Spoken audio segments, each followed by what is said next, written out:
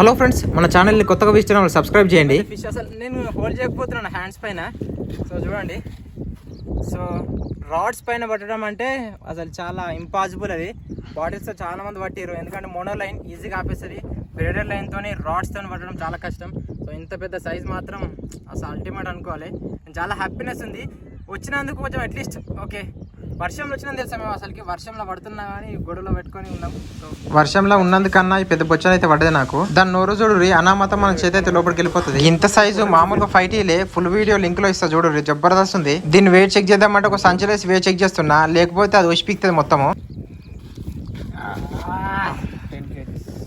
9 kg 600 9.500 grams,